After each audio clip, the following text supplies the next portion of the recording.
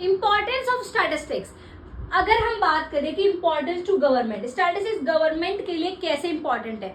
सो बेटा first point is welfare objective. देखो welfare objective क्यों, क्योंकि देखो गवर्नमेंट को पहले प्रॉब्लम्स पता होनी चाहिए कि भाई हमारे देश में प्रॉब्लम क्या है, ठीक है, उसके अकॉर्डिंग ही तो हमारे लिए वेलफेयर करेंगे, अच्छा करेंगे, ठीक है। तो इंपॉर्टेंस लिए कि ये किस वजह से हो पाएगा, जब स्टेटिस्टिकल डेटा हमारे पास मिलेगा, मीन्स गवर्नमेंट को मिलेगा।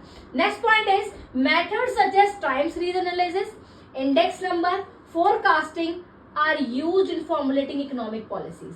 जो भी गवर्नमेंट इकोनॉमिक पॉलिसीज बनाती है वो स्टैटिस्टिक्स के कौन कौन से मेथड्स यूज करके बनाती है, time series analysis, index number, forecasting, ये मेथड्स यूज होते हैं हमारे जो भी इकोनॉमिक पॉलिसी गवर्नमेंट बनाती है। तो स्टैटिस्टिक्स यूज हुआ, गवर्नमेंट के लिए इंपॉर्टेंट हुआ।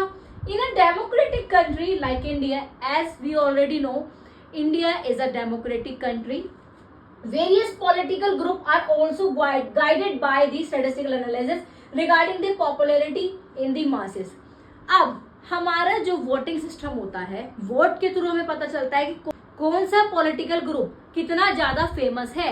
तो हमें कैसे पता चलेगा, वो हमारे वोटिंग से पता चलेगा। भाई वोट से तो कंपेयर करेगी ना गवर्नमेंट कि कौन सी पॉलिटिकल पार्टी को कितने वोट मिले, दूसरे को कितने मिले।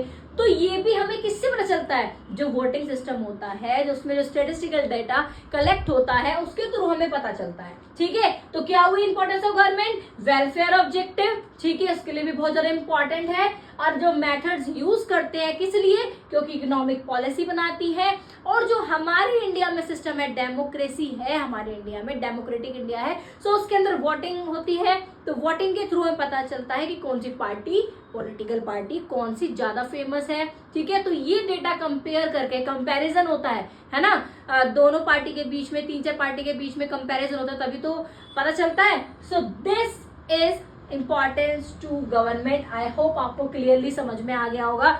इजीएस्ट से इजीएस्ट वे में समझाने की कोशिश कर रही हूँ। पढ़ाई को टफ मत समझो, बहुत इजी है, मन लगा के पढ़ो। बस देखो मैं एक चीज सिखाती हूँ हमेशा आपको कि जो भी आप पढ़ रहे हो ना भाई, ये आप जान लो कि मैं ये क्यों पढ़ रहा हूँ या क्यों पढ़ रही हूँ, what is the reason behind that. क्या मार्क्स लाने के लिए पढ़ रहे हो, नहीं बेटा, मार्क्स लाने के लिए नहीं पढ़ना, पढ़ना है नॉलेज के लिए, कॉन्सेप्ट अपने क्लियर करने के लिए। आगे कभी जिंदगी में मारने खाओगे, कभी जिंदगी में प्रॉब्लम नहीं आएगी अगर आपने ये सोच के पढ़ा कि मैं पढ़ूंगा तो अपनी नॉलेज के लिए कॉन्सेप्ट क्लियर करके, ठीक है। सो आई होप आपको ये टॉपिक क्लियरली समझ में आ गया होगा।